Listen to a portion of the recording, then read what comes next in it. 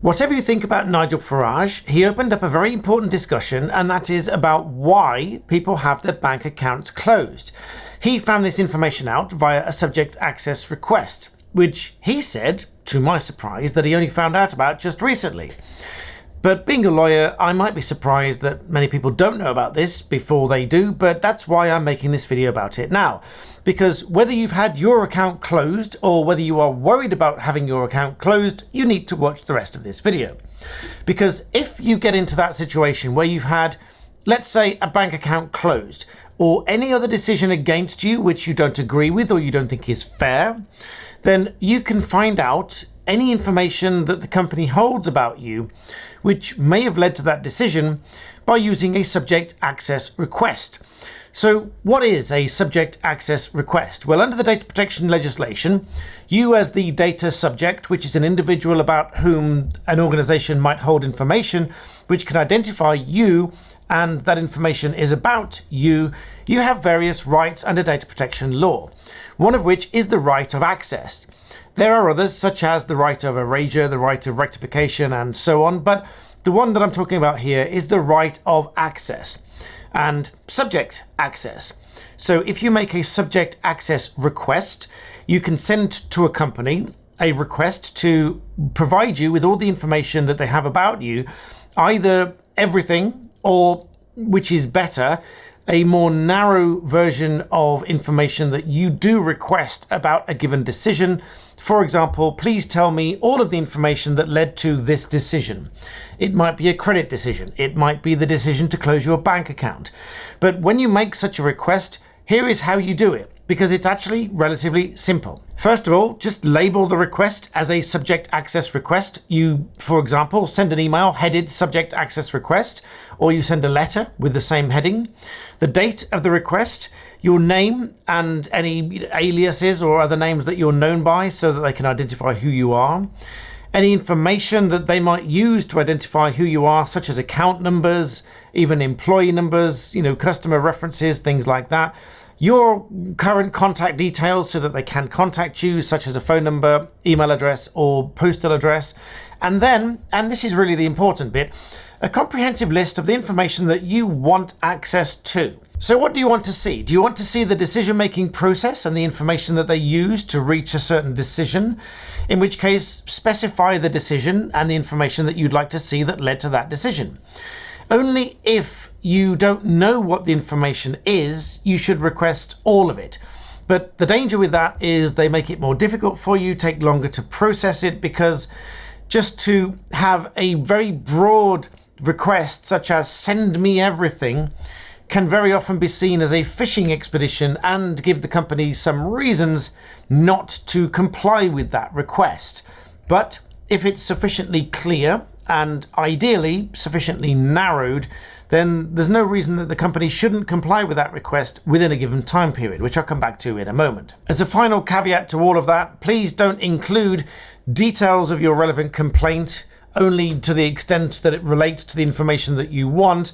And certainly don't include threatening and abusive and any language that is just plainly abusive of whoever it is that you're sending this request to. To make this all easier, there is a template request on the RCO website, which I'll link in the description below.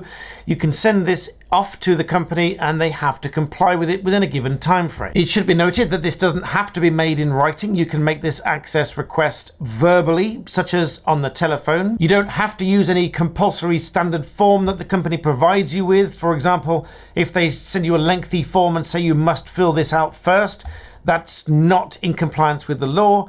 And even someone else can make this request on your behalf. So you can just either get a lawyer or somebody else to assist you with making this request and they can send it for you. Ordinarily, the company must reply within 1 month and they have to acknowledge your request as well.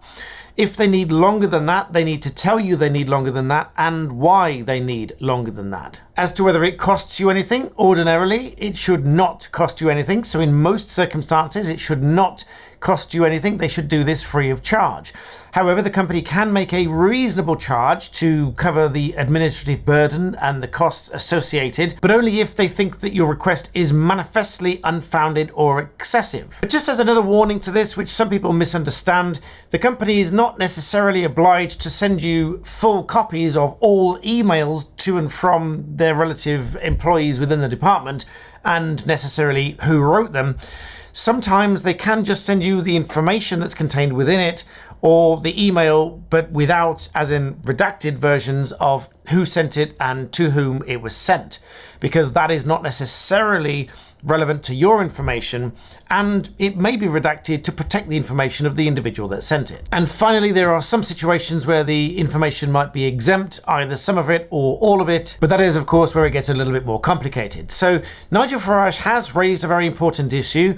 Whether you like him or not, whether you believe his case or not, he's raised this important issue because, as I've said many times by now, I've had clients who have been in this very situation where they have not known why their account's been closed. One such client had information come back that said that they suspected that one of the transactions was fraudulent, and the bank could not find proof that it was not fraudulent, and therefore they closed the account. So in that situation, in my view, it was very much guilty until proven innocent, because the bank quite literally said in its internal records that it could not find proof that there was not a fraudulent transaction going on, and therefore decided to close the account. So yes, I think this is a very important issue, which is why I've raised it a couple of times. And since I've seen Nigel Farage talking about subject access requests, I've decided to do this video, although I've talked about it before, just to give you a very good understanding of how you process this subject access request, which in reality is very straightforward. You can just send an email headed subject access request, or a letter, or do it by a phone call by yourself or by someone else or by a lawyer, and just tell them what information you want. It is usually the information they hold on you, and in some cases the information that led to a particular decision. So I hope you found that useful. Please do share this with somebody that either might be worried about it, or you know has had their account closed, or you know that might have some reason to obtain their information from a company that they're withholding. It might even be an employee that's disgruntled for various reasons because they've got decisions in the background and they want to know more about why those decisions were made. And in any of those cases, they can file a subject access request and get access to this information, and it can be a treasure trove as to the real reasons behind these decisions.